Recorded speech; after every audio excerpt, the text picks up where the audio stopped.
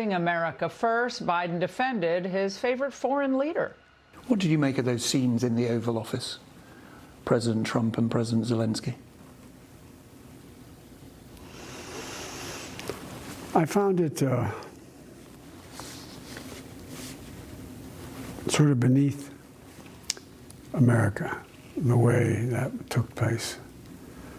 And the way we talk about now that, well, it's just the Gulf of America. Maybe we're going to have to take back Panama. Maybe we need to acquire Greenland. Maybe Canada should be a fit. What the hell's going on here? What president ever talks like that? Did Jill pull him out of the oatmeal bowl to actually watch the Zelensky back and forth in the Oval? I mean, yeah, because Biden is always content with putting America last. If China ends up, the most powerful country in the world, so be it. At least Joe Biden kept his dignity. Here with us for a reaction, Oklahoma Senator Mark Wayne Mullin. Senator, what did you expect with Biden's big return? Did he impress or disappoint you? Well, expectations are pretty low, but isn't it interesting, Laura, that they went on to BBC? His team chose for him to go there. I mean, you think about this, right? The Democrats' elites kicked him out of office essentially almost a year ago. So it's not surprising to me that he had to go to BBC, because we know that CNN, ABC, NBC, CMNBC, all these networks are controlled by the Democrat Party. They probably wouldn't let him on. The other question would be asked, you should ask yourself, is did the BBC pay him to give this interview?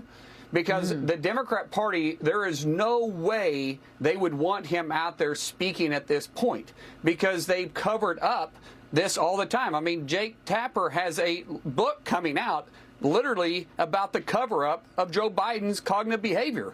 So it's absurd that he's even out there, but it's saddening too. By the way, all these people writing, the Monday morning quarterbacking Biden's cognitive decline, I'm not impressed by any of that. Okay, if Biden hadn't debated Trump, right? If he hadn't debated Trump, they were fine with him being president for another 4 years. They would have kept covering it up for 4 years. Senator, earlier today, CNN actually played a clip of Biden's latest sit-down with the BBC. Then this happened. Did you leave it too late?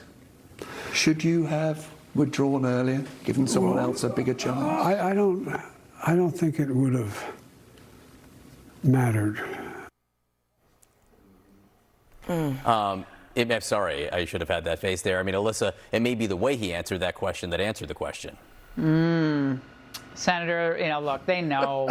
they knew, and they knew, and they know.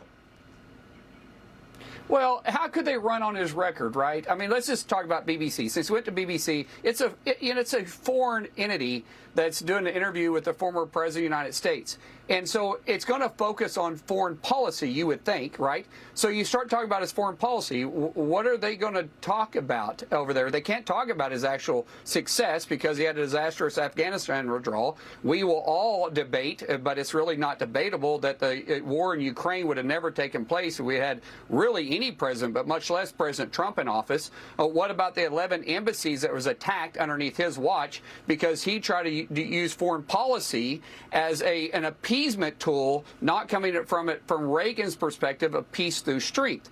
And so BBC, anybody can't really talk about anything to do with his record except Donald Trump.